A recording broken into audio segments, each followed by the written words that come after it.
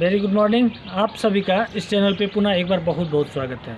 दोस्तों, आज हम लोग जानेंगे कि अपने लिए सही एडवोकेट या सही वकील का चयन आप किस आधार पे कर सकते हैं। सपोज़ कीजिए कि आप कानून के बहुत बड़े ज्ञाता हैं, बट आप एडवोकेट या वकील नहीं हैं, तो केस लड़ने के लिए वैसे तो आप ऑलरेडी सक्षम हैं, लड़ सकते हैं, फिर भी वकील लोग क्यों करता है?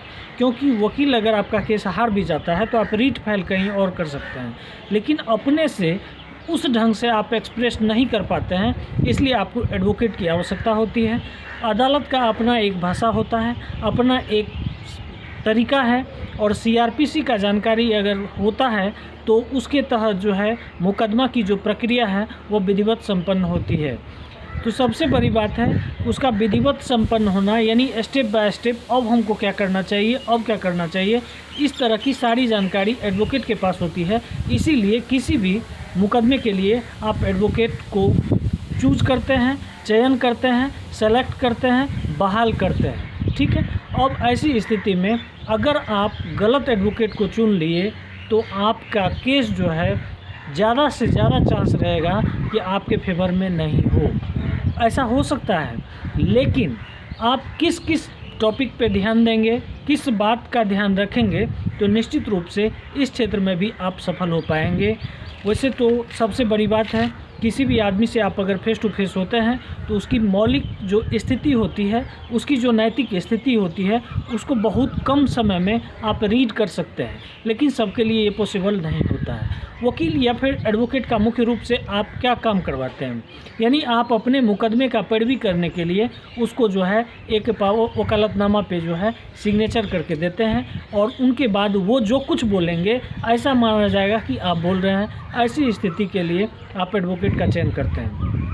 तो दोस्तों, इन्हीं शब्दों को हम एक जो है अपने ढंग से एक्सप्लेन करने का कोशिश करेंगे, और इस वीडियो के बाद उम्मीद कीजिए कि आपके पास ऐसा कोई चांस नहीं रहेगा कि आप धोखा खाएंगे। तो अगर आप चैनल पे नए हैं तो चैनल को सब्सक्राइब कीजिए और मेरे साथ बने रहिए, और तमाम जो महत्वपूर्ण वीडियो का टॉपिक होता है वो मैं आपके सामने लेके आता हूं, ताकि आप कानून में सजग हो सकें, जानकार हो सकें, और आपका शोषण आपको नहीं हो सके, आपसे कोई शोषण नहीं कर सके, आपका अधिकार आपको प्राप्त हो। तो सबसे पहली बात है, मुकदमे की स्थिति जो भी है, मुकदमे का स्वरूप जो भी है, उनका स्ट्रक्चर जो भी है, उनको आप अपने एडवोकेट के माध्यम से अदालत को इस बात से सूचित करते हैं कि ऐसी ऐसी स्थिति थी, मुझे न्याय चाहिए, या फिर आपको अगर गलत ढंग से फंसा दिया गया है तो उसके लिए भी आप प्रे करते हैं।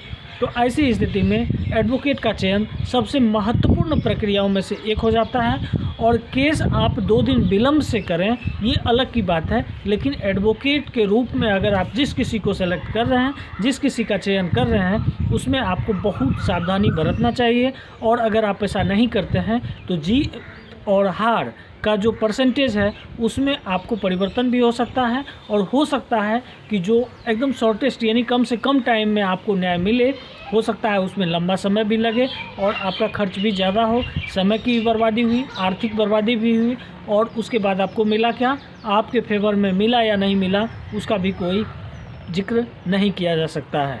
तो सबसे पहली बात, जब कभी आप कोर्ट जाते हैं तो सबसे पहले आप 2, 3, 4 एडवोकेट से मिलें और अपनी समस्या को रखें।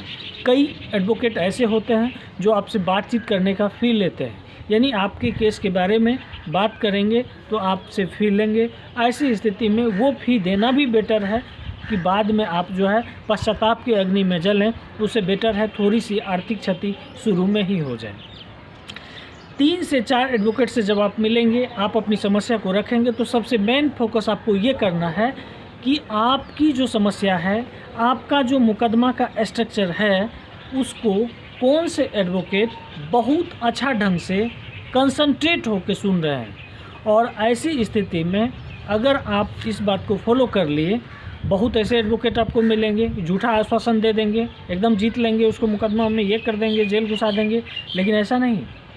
मामला सिविल हो या फौजदारी हो, मामला क्रिमिनल हो या फिर ज़मीन से रिलेटेड हो, आपको इस बात का विशेष ध्यान रखना चाहिए कि वो आपके संपूर्ण जानकारी को विधिवत जो है पूछते हैं या नहीं, या फिर आप जो बताते हैं तो वो सुन पाते हैं या नहीं। बहुत ऐसे भी एडवोकेट मिलेंगे, आप थोड़ा सा उनको बताएंगे वो सारा चीज़ हाँ ऐसा हम बहुत सारा किए हुए हैं, सब नहीं, इस में नहीं पढ़ना है। तो 3 से 4 एडवोकेट से सेम कंडीशन से जब आप गुजरे तो ऐसी स्थिति में चारों का जो फीडबैक आपको मिला उस पर आपको चिंतन करना चाहिए। दूसरी बात है, अदालत की अपनी एक अलग मर्यादा होती है। उस मर्यादा के तहत कोई एडवोकेट आपको ऐसा तो नहीं मिला कि झूठा आपको डायरेक्ट बोल दिया कि हम इतना दिन में आपको न्याय दिला देंगे, ये करेंगे। जहाँ तक फ़ीस की बात है तो बहुत सारे एडवोकेट ऐसे होते हैं जो संपूर्ण फ़ीस एक बार में ही ले लेते हैं, कोई स्टेप बाय स्टेप लेते हैं। जैसे जैसे केस की प्रक्रिया आगे बढ़ती जाती है फ़ीस का भी प्रोसेस उसी से बढ़ता जाता है। तो ऐसी स्थिति में आप सबसे पहला चीज़ ये करें कि आपके केस का प्रत्येक स्टेप बाय स्टेप वो सुना या नहीं, सुना तो कंसंट्रेट होकर सुना या नहीं, फिर वो क्या आश्वासन दिए।